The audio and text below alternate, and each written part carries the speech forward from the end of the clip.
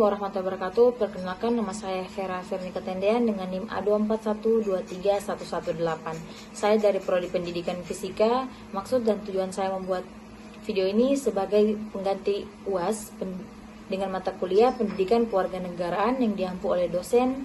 Dengan hormat saya sebutkan namanya Bapak Taufik Eka Riandana, S. Sos MPD. Baik, di sini tema yang saya ambil yaitu tentang intoleransi di lingkungan sekolah yang berkaitan dengan identitas nasional. Yang pertama akan kita bahas itu tentang pengertian intoleransi di lingkungan sekolah.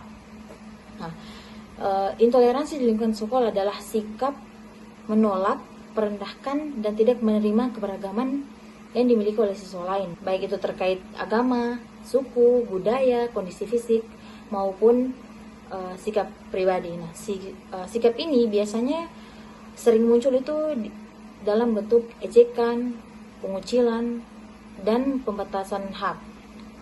Nah, ketika perilaku tersebut dilakukan secara berulang dan melibatkan ketidakseimbangan kekuatan, tindakan ini bisa merubah perundungan atau bullying. Kemudian kita bahas berikutnya keterkaitan intoleransi di lingkungan sekolah. Nah, keterkaitan dengan identitas nasional di Indonesia dibentuk dari nilai Pancasila dan semboyan Bhinneka Tunggal Ika. Nah, dua dasar ini mengajarkan bahwa bangsa Indonesia terdiri dari berbagai suku, agama, adat, dan budaya yang seharusnya hidup berdampingan. Kemudian kasus nyata yang saya ambil yaitu perundungan berat siswa SMP di Malang. Pada tahun 2020 terjadi kasus perundungan yang menimpa siswa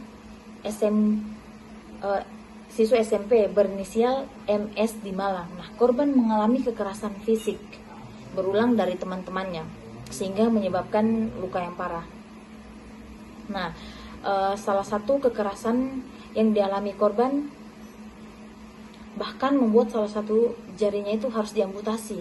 Kasus tersebut menggambarkan bahwa pola umum yang sering terjadi, siswa yang dianggap berbeda atau lebih lemah sering menjadi sasaran kekerasan. Ini juga menunjukkan bahwa sebagai siswa belum memahami nilai toleransi, empati yang seharusnya menjadi bagian dari identitas nasional. Kemudian ada sebab. Nah, sebabnya itu yang pertama ada kurangnya pengawasan di lingkungan sekolah. Banyak tindakan kekerasan terjadi di tempat yang luput dari pengawasan guru atau pantauan guru. Nah, tanpa pengawasan, pelaku merasa bebas untuk melakukan apa saja. Yang kedua ada normalisasi kekerasan dalam pergaulan siswa. Beberapa siswa menganggap bahwa kekerasan itu sebagai candaan atau cara menunjukkan dominasi. Jika itu dibiarkan, perilaku ini akan menjadi budaya. Kemudian ada akibat. Yang pertama, akibatnya itu berdampak pada fisik yang permanen. Nah, pada kasus SM, korban bahkan kehilangan satu jari. Nah, kecederaan seperti ini tuh bisa mempengaruhi aktivitas yang dirasakan pada korban itu tidak percaya diri. Kemudian yang kedua yaitu adanya trauma psikologi. Nah, korban dapat mengalami ketakutan, kecemasan hingga depresi dan kehilangan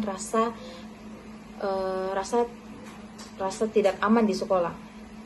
Kemudian ada solusinya itu kita membentuk Kesatga Anti Bullying. Nah, tim ini perlu melibatkan guru, siswa, bahkan orang tua untuk menangani laporan dan memberikan pendamping. Nah, kemudian yang terakhir ada kesimpulan. Nah, sebagai penutup, kasus perundungan di Malang menunjukkan bahwa intoleransi tidak bisa dianggap remeh. Intoleransi merusak rasa aman, menyebabkan kerusakan fisik, mental, serta bertentangan dengan nilai kebangsaan. Nah, intoleransi di sekolah juga menunjukkan bahwa identitas nasional belum sepenuhnya dipahami. Oleh karena itu, sekolah perlu menjadi tempat yang aman menghargai perbedaan, dan mendidik siswa agar memahami nilai kemanusiaan dan persatuan sebagai bentuk dari identitas nasional. Sekian dari saya.